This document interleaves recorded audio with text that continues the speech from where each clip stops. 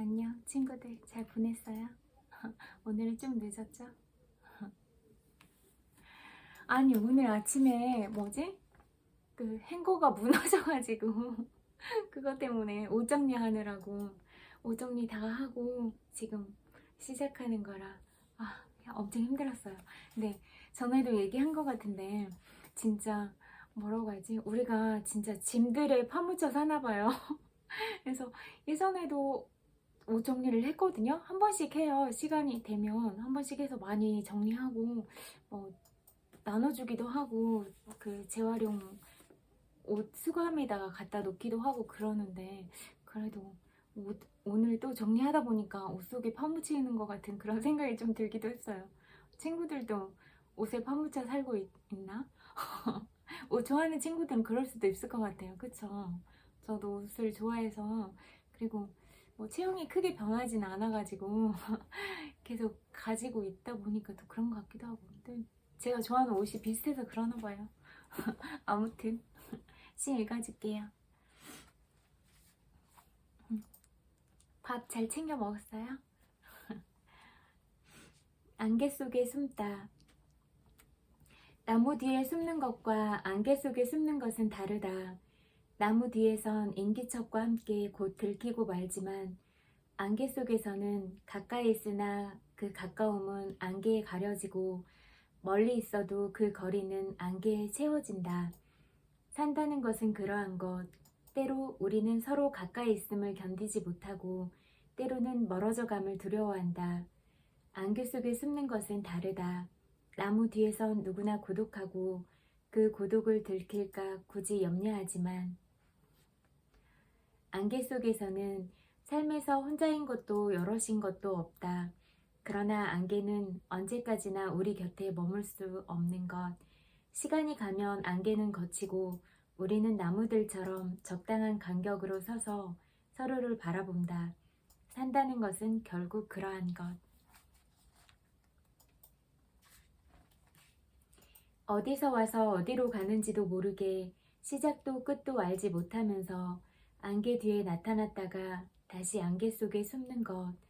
나무 뒤에 숨는 것과 안개 속에 숨는 것은 다르다. 길 위에서의 생각. 집이 없는 자는 집을 그리워하고 집이 있는 자는 빈 들녘의 바람을 그리워한다. 나 집을 떠나 길 위에 서서 생각하니 삶에서 잃은 것도 없고 얻은 것도 없다. 모든 것들이 빈 들녘의 바람처럼 세월을 몰고 다만 멀어져 갔다. 어떤 자는 울면서 웃을 날을 그리워하고 웃는 자는 또 웃음 끝에 다가올 울음을 두려워한다. 나 길가에 피어난 풀에게 묻는다. 나는 무엇을 위해서 살았으며 또 무엇을 위해 살지 않았는가를. 살아있는 자는 죽을 것을 염려하고 죽어가는 자는 더 살지 못했음을 아쉬워한다. 자유가 없는 자는 자유를 그리워하고 어떤 나그네는 자유에 지쳐 길에서 쓰러진다.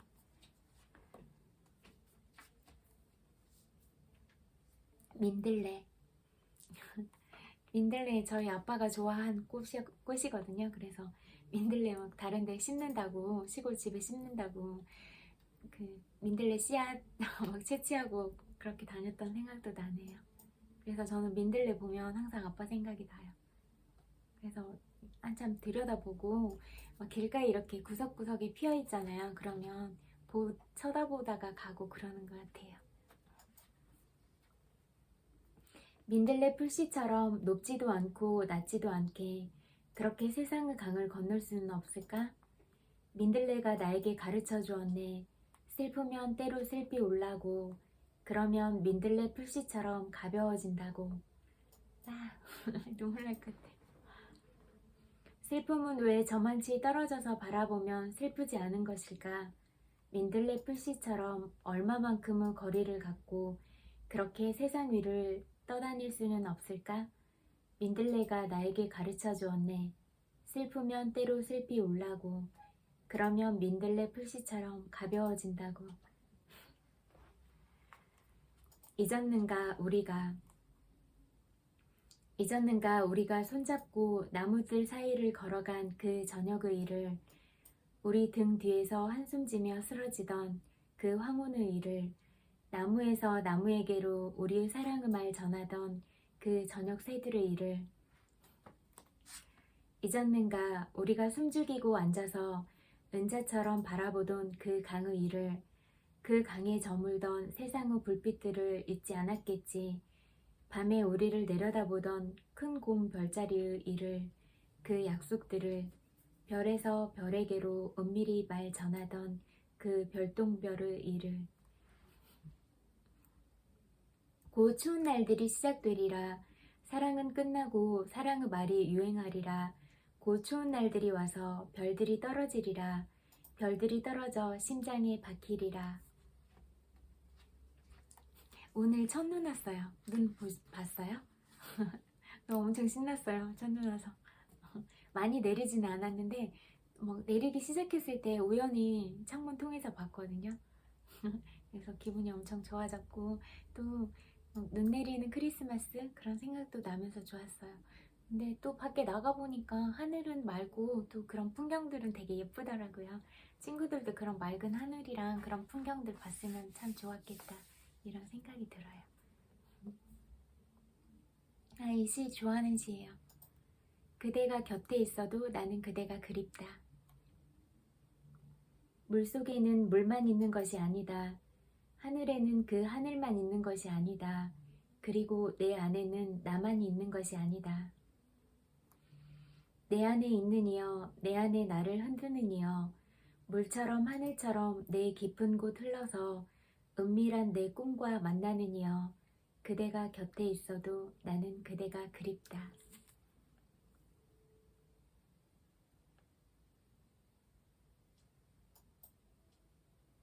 목련. 목련을 습관적으로 좋아한 적이 있었다. 잎을 피우기도 전에 꽃을 먼저 피우는 목련처럼 삶을 채 살아보기도 전에 나는 삶의 허물을 키웠다. 목련나무 줄기는 뿌리로부터 꽃물을 밀어올리고 나는 또 서러운 눈물을 땅에 심었다. 그래서 내게 남은 것은 무엇인가?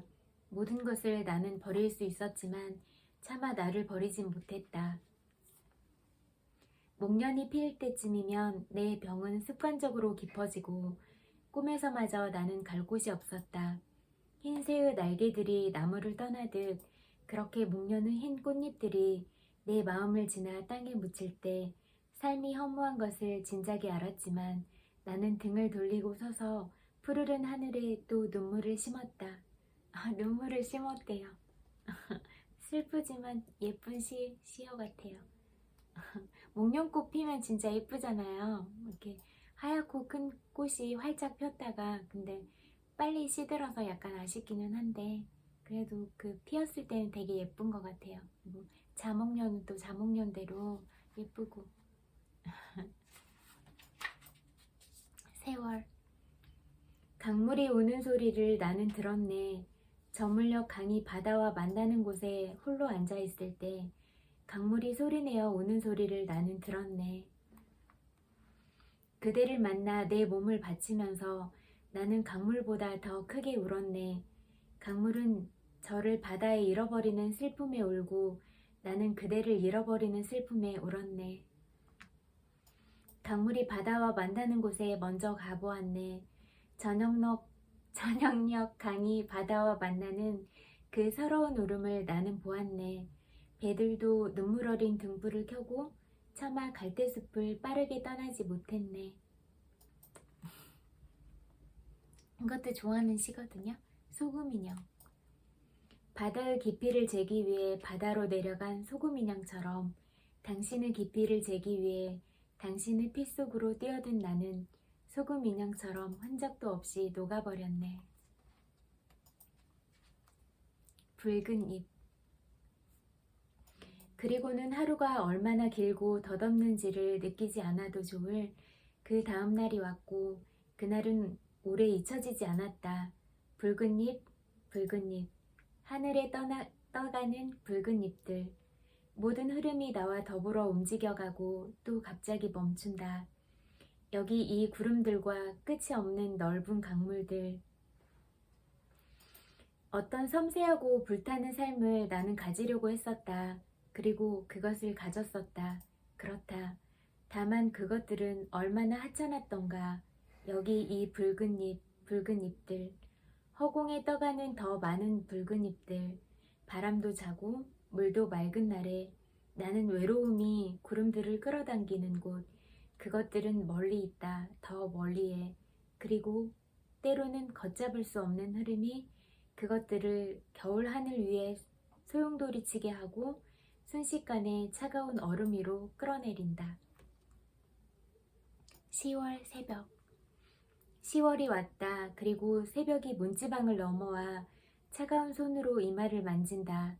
언제까지 잠들어 있을 것이냐고. 개똥지 바퀴들이 나무를 흔든다. 10월이 왔다. 여러 해 만에 평온한 느낌 같은 것이 안개처럼 감싼다.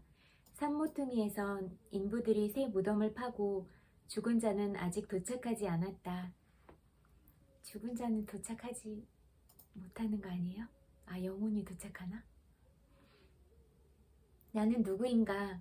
저 서늘한 그늘 속에서 어린 동물의 눈처럼 나를 응시하는 것은 무엇인가? 어디 그것을 따라가 볼까?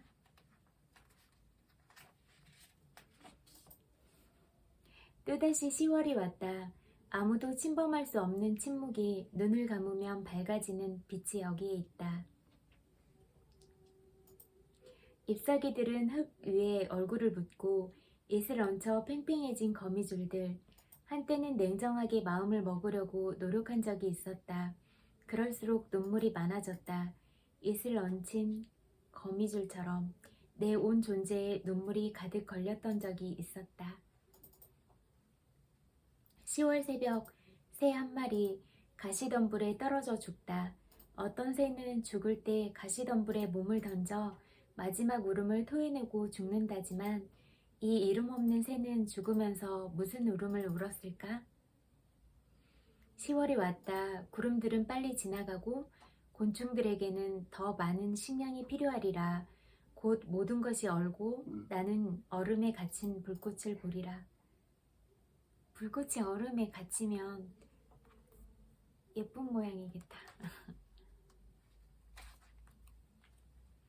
그것이 무엇인지 나는 모른다. 겨울숲에서 노려보는 여우 눈처럼 잎 뒤에 숨은 붉은 열매처럼 여기 나를 응시하는 것이 있다. 내 삶을 지켜보는 것이 있다. 서서히 얼어 죽는 수면에 시선을 박은 채 돌 틈에 숨어 내다보는 물고기의 눈처럼 고기를 갸우뚱거리는 건방진 새처럼 무엇인가 있다. 눈을 깜빡이지도 않는 그것, 눈밖에 없는 그것이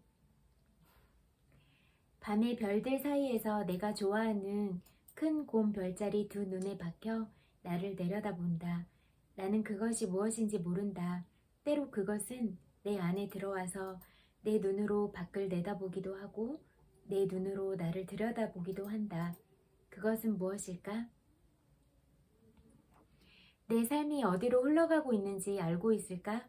여기 겨울숲에서 노려보는 여우 눈처럼 잎 지고 난 붉은 열매처럼 차가운 공기를 떨게 하면서 나를 응시하는 것이 있다. 내 삶을 떨게 하는 것이 있다. 섬. 바다에 섬이 있다. 섬 안에 또 하나의 바다가 있고 그 바다로 나가면 다시 새로운 섬. 섬 안에 섬. 그 안을 더 많은 바다. 그리고 더 많은 섬들. 그 중심에서 나는 잠이 들었다. 잠들면서 꿈을 꾸었고 꿈속에서 다시 잠이 들었다. 또 꿈꾸었다. 꿈속의 꿈. 그리고 그 안을 더 많은 잠. 더 많은 꿈들. 도둑. 도둑이 온다면 큰 길로야 오지 않겠지. 그가 온다면 내 집 뒤 작은 오솔길 풀 몇 줄기 쓰러뜨리며 오겠지. 그러면 나는 불을 끄고 잠든 척 해야지.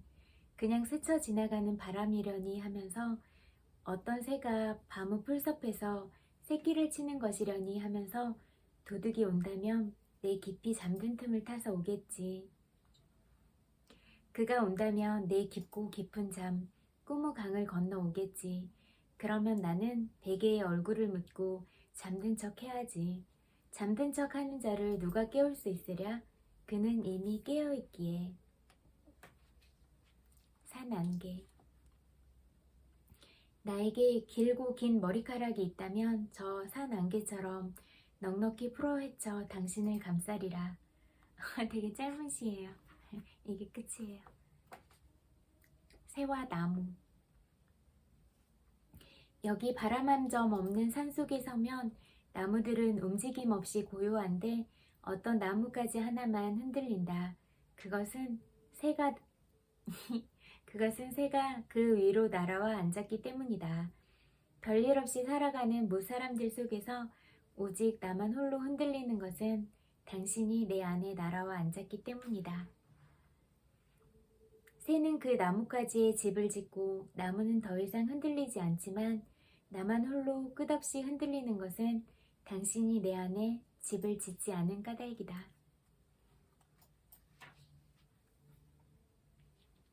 새는 날아가면서 뒤돌아보지 않는다. 시를 쓴다는 것이 더구나 나를 뒤돌아본다는 것이 싫었다. 언제나 나를 힘들게 하는 것은 나였다. 다시는 세월에 대해 말하지 말자. 내 가슴에 피를 묻히고 날아간 새에 대해.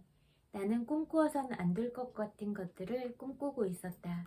죽을 때까지 시간을 견뎌야 한다는 것이 나는 두려웠다. 다시는 묻지 말자. 내 마음을 지나 손짓하며 사라진 그것들을, 저 세월들을, 다시는 돌이킬 수 없는 것들을. 새는 날아가면서 뒤돌아보는 법이 없다. 고개를 꺾고 뒤돌아보는 새는 이미 죽은 새다. 나무. 나에게 나무가 하나 있었다. 나는 그 나무에게로 가서 등을 기대고 서 있곤 했다. 내가 나무여 하고 부르면 나무는 그 잎들을 은빛으로 반짝여주고 하늘을 보고 싶다고 하면 나무는 저 품을 열어 하늘을 보여주었다. 저녁에 내가 몸이 아플 때면 새들을 불러 크게 울어주었다. 내 집 뒤에 나무가 하나 있었다. 비가 내리면 서둘러 넓은 잎을 꺼내 비를 가려주고 세상이 나에게 아무런 의미로도 다가오지 않을 때 그 바람으로 숨으로 나무는 먼저 한숨 지어 주었다. 내가 차마 나를 버리지 못할 때면 나무는 저의 잎을 버려 버림의 의미를 알게 해주었다. 시는 여기까지 읽을게요.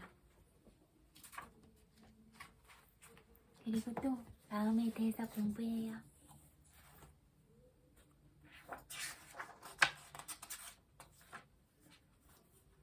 돈은 정확히 부르면 온다. 근데 이것도 꼭 돈이 아니어도 자기가 소망하는 어떤 것들 그렇게 대입시켜봐도 좋을 것 같아요. 친구들이 이렇게 제가 이런 뭐 돈이나 성공이나 이런 거에 대해서 관련된 제목으로 얘기하더라도 친구들이 이루고 싶은 소망이나 지금 당장 해결해야 될 것들 그런 것들을 이렇게 대입시켜서 나름대로 해석해서 읽어도 좋을 것 같아요. 들어도 좋을 것 같아요. 그냥 밥 먹고 살면 되지 이런 생각을 갖고 산다면 돈을 버는 능력도 제한받을 수밖에 없다. 이런 태도는 가난하게 살기로 작정한 것이나 다름없다. 돈은 부의 사고 습관을 사랑하며 그것에 풍부하게 보답한다. 캐서린 폰더 부의 법칙 중에서 돈은 말할 수 없으나 들을 수 있다. 당신이 그것을 부르면 그것은 올 것이다.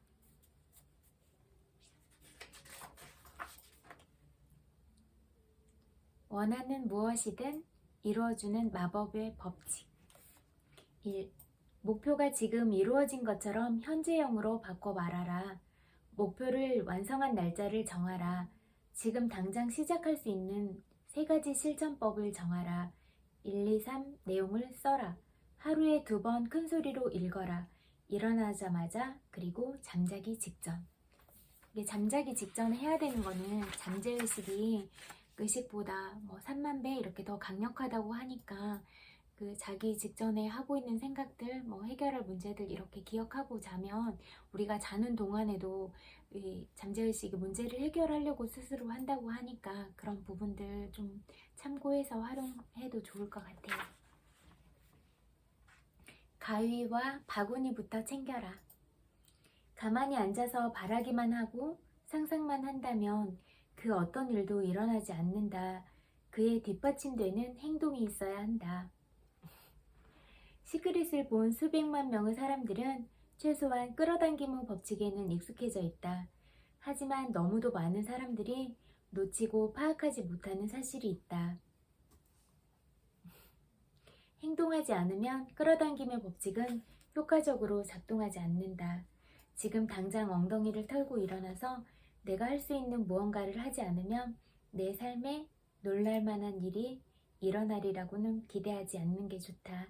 사과를 얻고 싶다면 우선 가위와 바구니부터 챙겨야 한다. 끝부터 생각하라. 시작하기 전에 끝을 생각하라. 끝 그림을 명확하게 그리고 출발하는 사람은 별로 많지 않다. 끝 그림을 마음속에 품는 것은 마치 영화의 엔딩 장면을 알고 처음부터 다시 보는 것과 같다. 감동을 주는 주인공의 삶은 늘 외롭고 힘들다. 마치 세상의 온갖 고난과 아픔이 그에게만 집중적으로 퍼붓는 듯하다. 하지만 영화가 해피엔딩으로 마무리될 것을 안다면 그 고통의 과정을 좀 더 덤덤하게 바라볼 수 있다. 반면 엔딩 장면을 모른 채 영화를 본다면 그 고통 하나하나에 반응하고 안타까워하며 눈물을 흘리게 된다. 바로 그것이다. 끝그림을 마음에 품고 시작해보라. 그러면 힘들고 고통스러워도 그 과정 자체를 당연히 배워야 할 교훈으로 받아들일 수 있게 된다. 마음에 품으면 반드시 이루어진다. 이는 보이는 씨앗을 비옥한 토양에 심으면 반드시 흙 밖으로 나와 열매를 맺는 것과 같다. 자연의 법칙과 조화되어 살고 있는 우리가 잠재의식이라는 비옥한 토양에 보이지 않는 씨앗을 심고 기다리다 보면 반드시 현실에서 만나게 된다. 마음의 힘을 단단히 쌓으면 그 과정마저 즐길 수 있게 된다. 마음의 힘은 모든 것을 가능하게 만든다.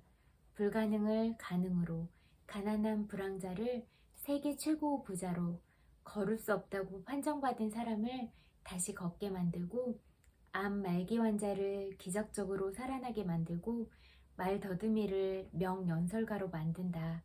이 세상에 마음의 힘이 미치지 않는 곳은 없다. 자, 당신의 끝그림은 무엇인가?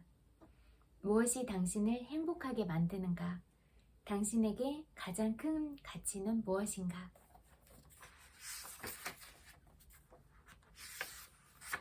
자신에게 가장 큰 가치와 맞는 명확한 목표를 찾는다면 당신의 삶은 모든 면에서 성장하기 시작할 것이다.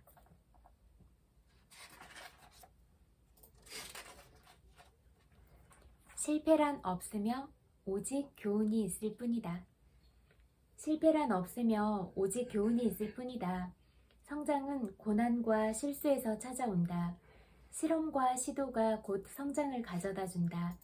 실패한 시도는 성공한 시도와 마찬가지로 똑같이 성장이라는 열매를 가져다 준다. 교훈은 당신이 그것을 얻을 때까지 계속 반복된다. 당신이 교훈을 얻을 때까지 그것은 다양한 형태로 당신에게 찾아온다. 당신이 그것을 배우면 당신은 그 다음의 교훈으로 나아갈 수 있다. 잭 캔필드, 마크 빅터 한센, 영혼을 위한 닭고기 스프 중에서. 이분도 시크릿에서 나오는 끌어당김의 법칙 이거 활용 잘 하셨을 거예요. 크게 실패할 용기 있는 자만이 크게 이룰 수 있다. 존 F 케네디. 위기는 신의 선물이다.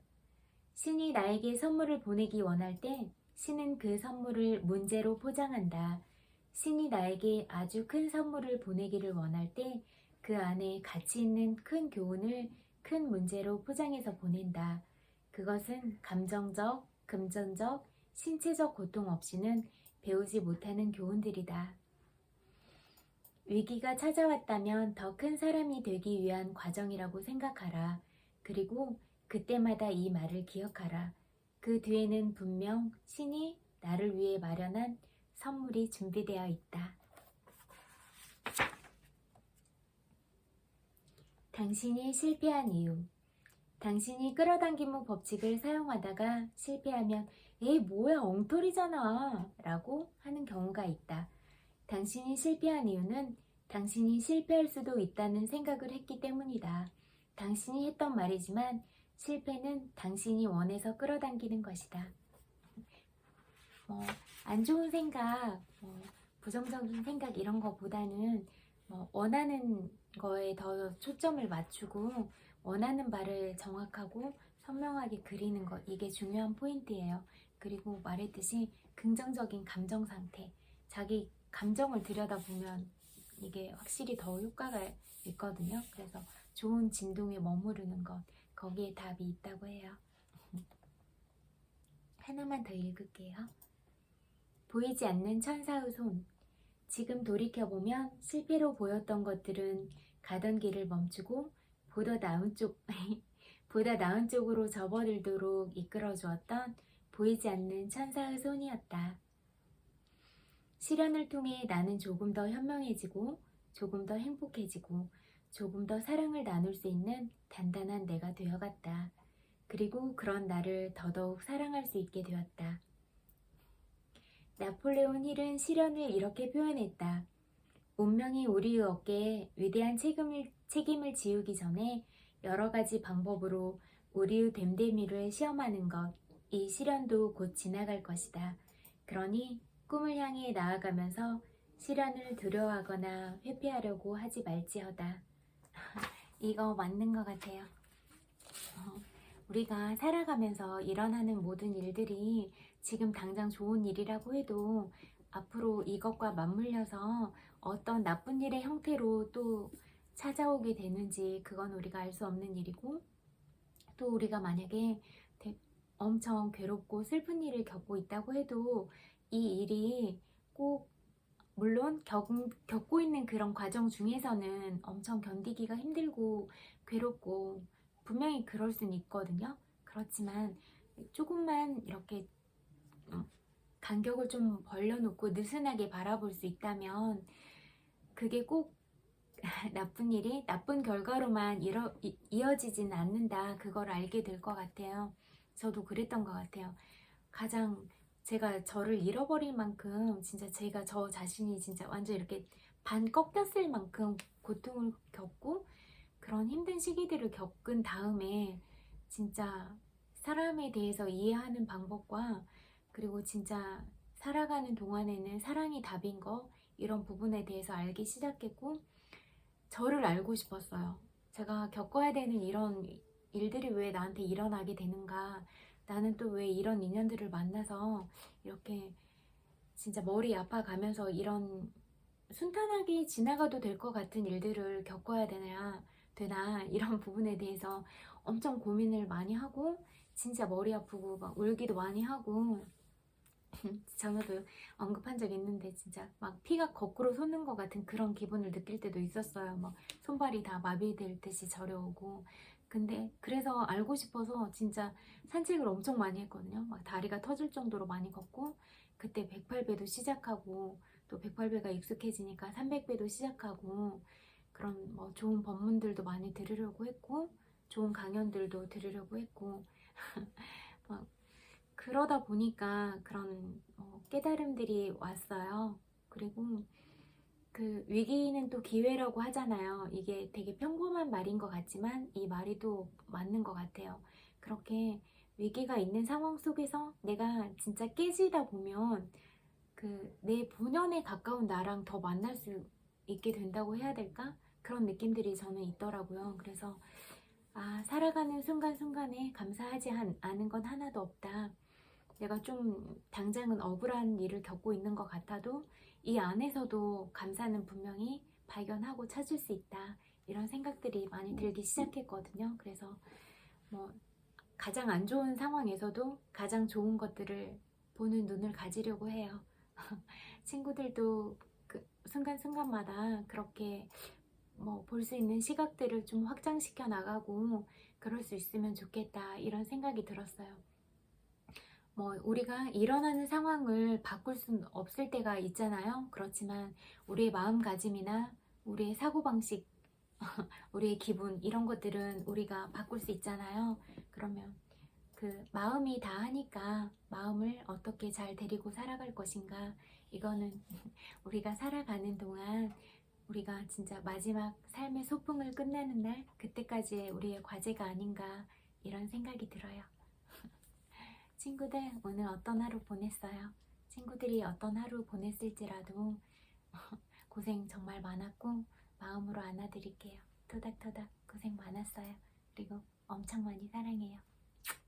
100만 번 볼 뽀뽀도 드리고 따뜻하게 잘 자요. 안녕.